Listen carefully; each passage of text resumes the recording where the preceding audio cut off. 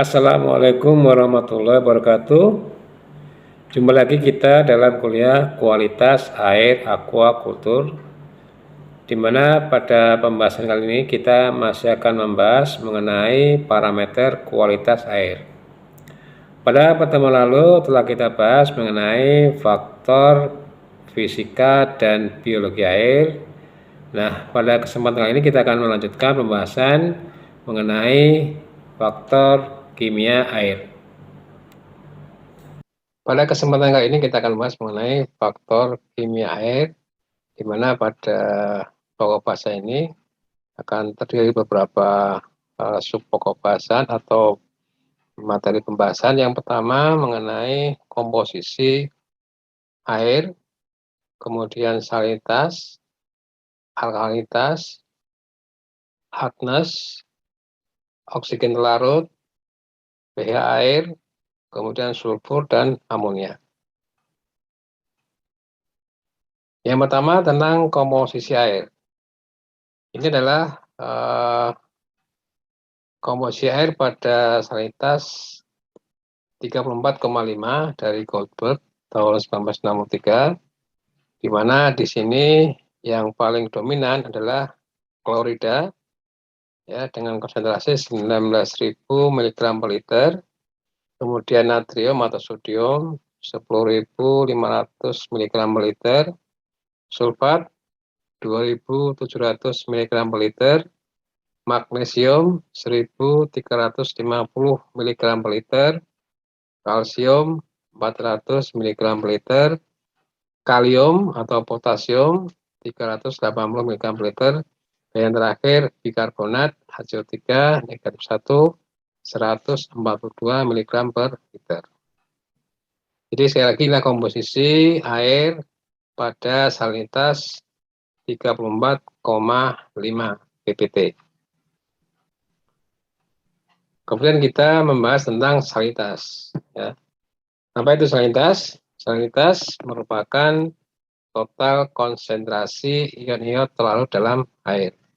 Ya. Dalam perairan biasanya disebut dengan per mil ya, atau ppt, part per thousand, atau gram per liter. Ya. Ada 7 ion utama dalam membentuk salinitas ini.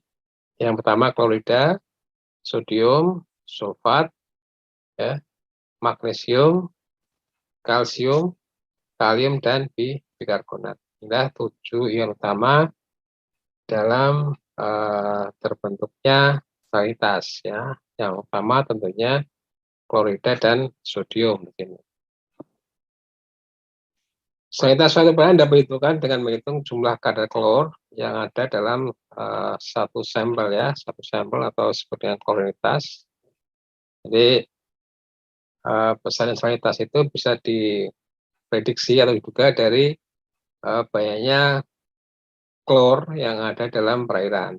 Ya. Ini rumusnya ya, salinitas sama dengan banyak klor ya kali 1,817 ppt nanti ya ketemu ya. Ini akan ketemu berapa salinitas pada suatu perairan atau kolam ataupun tambak. Ini ada klasifikasi perairan berdasarkan salinitasnya menurut PAS 86 ya.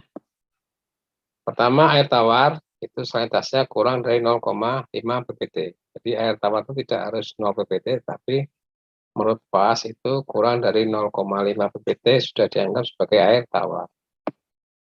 Yang kedua air bio ya, dibagi 3 di sini.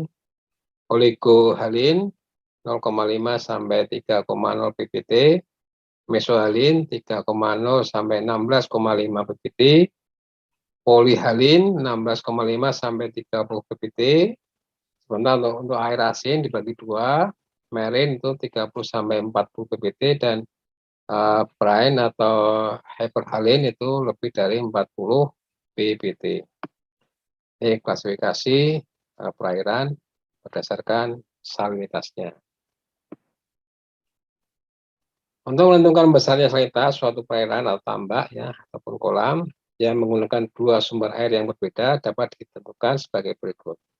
Ini juga bisa digunakan untuk menentukan ketika kita ingin memanipulasi atau ingin membuat suatu tambak atau perairan atau kolam dengan salintas tertentu, itu bisa kita hitung berapa volume air yang harus dimasukkan dari salintas tertentu. Ya, contohnya di sini, Sn sama dengan S1 kali V1, ya, salintas air pertama, salintas volume pertama ini mungkin ditambah misalnya ya, salintas ditambah, kemudian volume ditambah, plus salintas S2, salintas yang kedua ini air yang ditambahkan salintasnya, dan volume 2 ini volume yang ditambahkan, dibagi V1 plus V2. Ya, di mana Sn sama dengan salintas yang dikehendaki, S1 salintas air A, ya, air yang di kolam, S2 salintas air B, air yang ditambahkan, V1 volume air A yang di kolam, maka ditambah, dan V2 volume air yang kita tambahkan. Nah, berapa volumenya. Ini bisa kita hitung dengan rumus seperti ini. Nah, ini mungkin sebagai contoh yang bisa Anda lakukan untuk latihan ya. Tambak udang dengan luas 5.000 meter persegi dengan tinggi air 100 cm, mempunyai salintas 25 ppt atau per mil.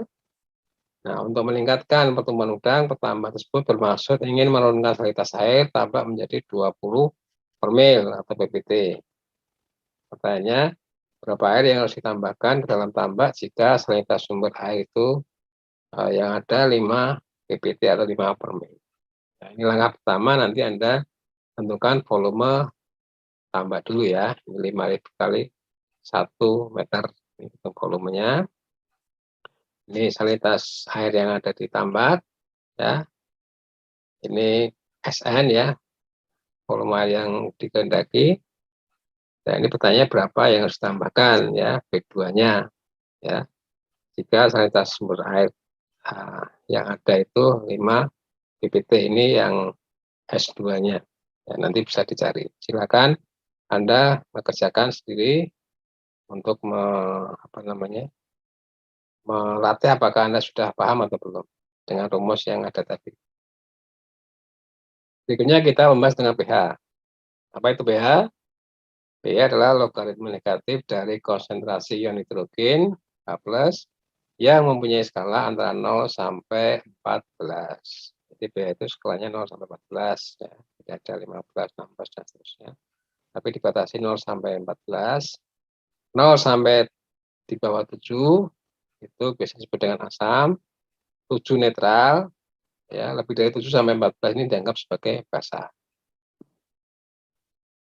Nilai pH mengindikasikan apakah air tersebut netral, basa, atau asam. Ya. Nah, ini nanti hubungannya dengan tadi ya, kalau di bawah 7 itu asam, 7 netral, lebih dari 7 sampai 14 itu basa. Perubahan pH ini merupakan efek langsung dari fotosintesis yang menggunakan CO2 selama proses fotosintesis tersebut. Ya. Jadi yang berpengaruh di sini, pH ini sangat dipengaruhi oleh keberadaan karbon dioksida CO2 ini. Ya, di mana karbon dioksida dalam airnya akan bereaksi dengan H2O, ya, menghasilkan H2CO3. Nah, H2CO3 ini dia akan setelah terbentuk H2CO3 ini, maka dia akan langsung berubah menjadi HCO3 negatif 1 plus H positif 1. Ini yang menyebabkan kalau CO2-nya banyak, maka perairan tersebut akan banyak menghasilkan H+, sehingga akan bersifat asam. Ya, sebaliknya kalau ini kekurangan CO2, maka perairan tersebut akan basa karena banyak untuk menyerap H+ itu. Turunnya konsentrasi CO2 akan menurunkan konsentrasi H+ sehingga menaikkan pH air. Ya, tadi turunnya konsentrasi CO2 akan menurunkan konsentrasi H+ sehingga menaikkan pH air. Sebaliknya, pada malam hari semua organisme, ya, baik ikan, udang, bakteri maupun fitoplankton itu akan melakukan respirasi yang menghasilkan CO2 sehingga pH akan menjadi turun. Sehingga kalau kita perhatikan bahwa pada pagi hari itu pH air itu cenderung rendah, ya, karena CO2-nya banyak dihasilkan pada waktu respirasi malam hari. pH berpengaruh terhadap toksisitas beberapa senyawa kimia dalam air, ya. Misalnya amonia, ya, sini ya. Daya racun amonia meningkat dengan meningkatnya pH, ya. Di sini nanti hubungannya dengan semakin meningkatnya pH, maka amonia NH3-nya, amonia bebasnya itu akan semakin meningkat, sehingga daya racunnya akan semakin meningkat. Sebaliknya, H2S ini akan meningkat dengan turunnya nilai pH. Jadi kebalikan dengan amonia tadi ya. Kalau amonia itu akan pH naik, itu akan meningkat amonia. Sebaliknya ketika pH-nya naik, H2S juga akan turun, ya, akan mengalami penurunan. Jadi kebalikan antara sulfida H2S dengan amoniak, pengaruhnya terhadap pH. Berikutnya tentang alkalinitas. Ya, apa itu alkalinitas? Kapasitas air untuk menetralkan tambahan asam tanpa menaikkan pH larutan. Ya. Alkalinitas merupakan buffer terhadap pengaruh pengasaman. Ya. Jadi alkalinitas, ya, kemampuan menetralkan tambahan asam tanpa menaikkan pH larutan. Alkalinitas dinyatakan dalam miligram per liter CaCO3. Jadi satuannya biasanya menggunakan miligram per liter CaCO3. Nah, ada beberapa penyusun dari alkalinitas ini, tapi yang dominan adalah bikarbonat dan karbonat. Ya, bikarbonat ini hampir 90%, ya, diusul oleh karbonat. Ya. Samping itu juga ada dalam jumlah sedikit itu hidroksida, OH negatif 1, borat, ya, dan fosfat dan silikat ini juga sebagai penyusun dari alkalinitas. Tapi yang mayoritas yang paling banyak adalah ini bikarbonat. Perannya sebagai apa alkalinitas ini? Ya sebagai buffer terhadap pH, ya. Jadi mencegah fluktuasi pH air.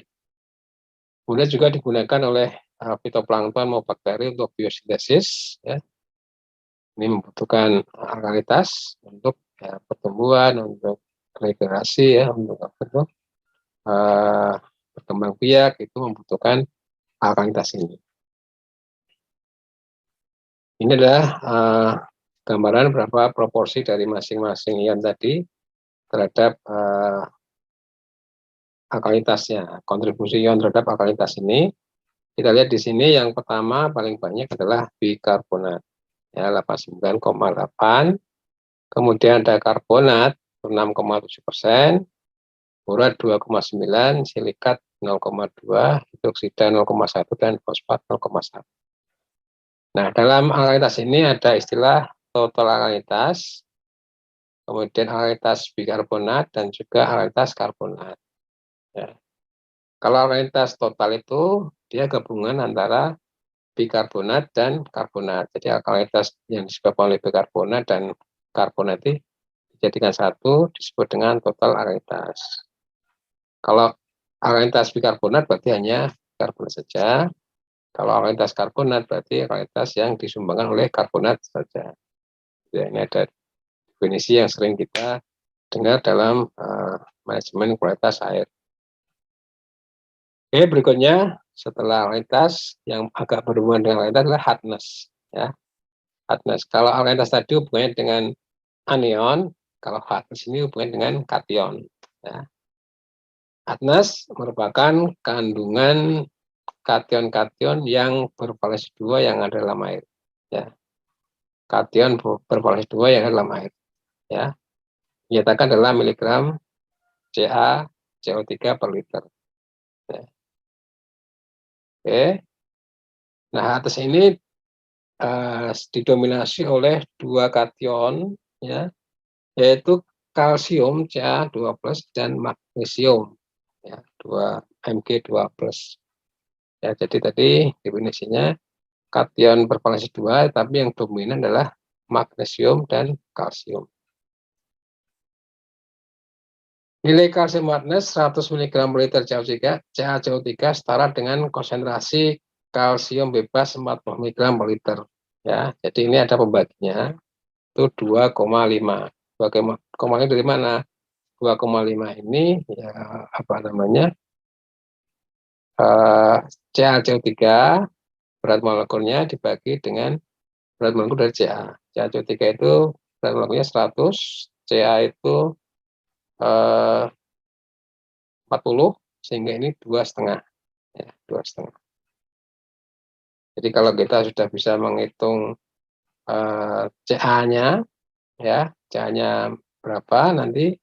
Nah, kalau kita mau menghitung kalsium hardness tinggal dikalikan 2,5.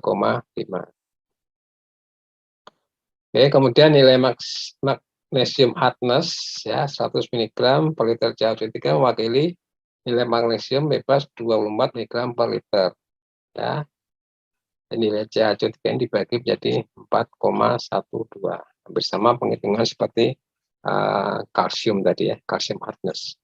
Ini kalau ini Ca ini nanti pengalinya 2,5, kalau magnesium nanti pengalinya 4,12. Jadi kalau misalnya kita bisa menghitung konsentrasi magnesium, maka magnesium hardness-nya bisa kita hitung dengan mengalihkan nilai magnesium tersebut dengan 4,12. Kita ketemu magnesium hardness-nya. Ya, jadi faktor 2,5 dan 4,12 ini dibuat dari berat molekul CaO3 dan perbedaan atom antara kalsium dan magnesium. Ya, jadi ya, sudah dijelaskan di sebelumnya. Oke, kemudian kita bahas tentang oksigen telarut. Ini sangat penting sekali dalam budaya perairan, terutama dalam budaya udang. Jadi sangat vital sekali ya, ketika kadar oksigen telarutnya minim ya, sangat sedikit gitu ya. Nanti ikan atau udang sudah akan menunjukkan gejala-gejala yang bisa menimbulkan bahkan kematian, gitu ya. Ini merupakan variabel air yang sangat penting dalam budidaya udang, terutama ya. Sumbernya dari mana sumber oksigen ini? Di sel oksigen lalu sumbernya dari difusi dari atmosfer ya, dari atmosfer dia akan masuk ke dalam tambak kolam ya, air tambak.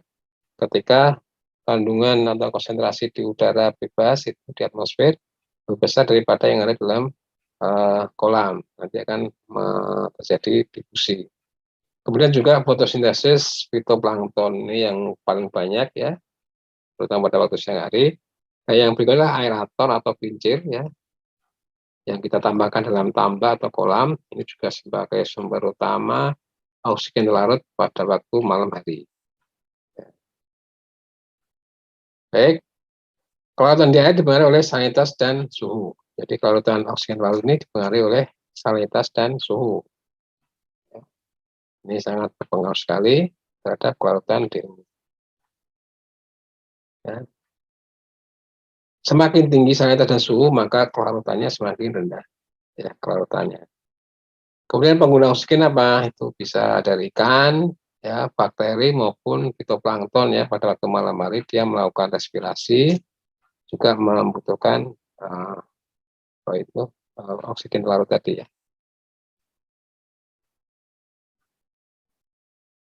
Berikutnya adalah karbon dioksida.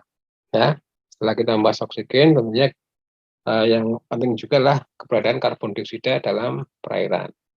Ya, di mana sumber utama dari karbon dioksida adalah respirasi dari organisme air, kemudian difusi atmosfer dan juga air hujan. Jadi air hujan itu banyak mengandung karbon dioksida, ya.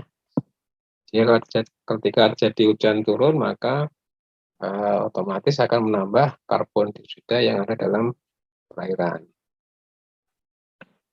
Fungsinya apa karbon dioksida? Ya, terutama untuk fotosintesis. Ya, dibutuhkan oleh fitoplankton untuk fotosintesis sebagai reaktan penting dalam proses fotosintesis.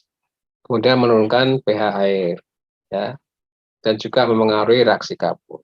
Karena kapur yang kita aplikasikan ke tambak, ya, baik itu kaptan itu dolomit ya atau kapur yang lainnya. Ketika kita tebar dalam kolam, maka dia akan bereaksi dengan karbon dioksida, ya, karbon dioksida dan juga air, sehingga nanti menghasilkan, misalnya menghasilkan bikarbonat, ya, bikarbonat. Bentuknya gas karbon dioksida bebas CO2, ion bikarbonat HCO3-1, ion karbonat CO3 2 negatif, dan asam karbonat H2CO3. Kemudian kita lanjut ke sulfur, ya. Sulfur ini berasal dari bahan organik, kebanyakan terdapat dalam bentuk protein, ya.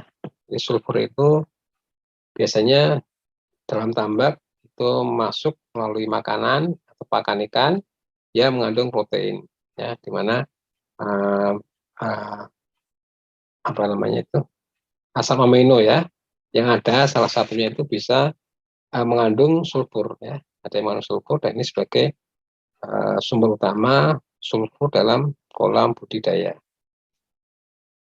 Dalam keadaan aerobik, ya, tanpa oksigen, sulfur akan dimineralisasi menjadi sulfat. Dalam keadaan aerobik, aerobik itu ada apa namanya oksigen, ya, dalam kondisi banyak oksigen, sulfur akan dimineralisasi menjadi sulfat, ya, CO4 2 negatif. Ya. Dalam keadaan oksigennya banyak di perairan, ya, ini tidak beracun sulfur ini karena akan berubah menjadi SO4, ya, akan berubah menjadi SO4. Sebaliknya, dalam keadaan anaerobik, ini akan dirubah menjadi asam sulfida atau H2S, ya, hidrogen sulfida. Ini yang bersifat toksik. Ya, maka sebaiknya dihindari di dalam kolam itu kondisi yang anaerob. Karena kalau anaerob, ya, ada apa namanya ruang yang anaerob, maka akan muncul H2S ini. Yang H2S ini kan bersifat toksik, ya, bagi ikan atau udang yang kita pelihara. Oke. Tanaman akan mengubah sulfat menjadi sulfur organik. Keberadaan H2S dalam perairan dipengaruhi oleh beberapa variabel proses air, antara lain suhu dan pH. Ini dipengaruhi oleh suhu dan pH, ya, H2S ini. Semakin tinggi pH dan suhu, maka akan semakin kecil persentase H2S-nya. Ini kebalikan dengan amonia. Kalau amonia itu semakin tinggi pH dan suhu, maka kandungan amonia beracunnya itu akan semakin tinggi. Nah, sebaliknya kalau H2S ini kebalikannya, semakin tinggi pH dan suhu, semakin kecil persentase dari H2S. Kebalikan. Bentuk amonia di air, ada dua bentuk amonia di air di sini, ya. Yang pertama yang terionisasi, ya, menjadi ion dalam bentuk NH4, ya. Nah, ini tidak beracun, ya, tidak toksik. Sementara yang kedua itu dalam bentuk yang tidak terionisasi, ini adalah NH3. Dan ini bersifat toksik, beracun, ya, beracun bagi ikan ataupun udang yang kita pelihara, ya. Nah, kita sering mendengar istilah total amonia nitrogen atau TAN, ya. Nah, TAN ini merupakan gabungan antara NH4 positif 1 dan NH3. Ini disebut dengan total amonia nitrogen atau TAN.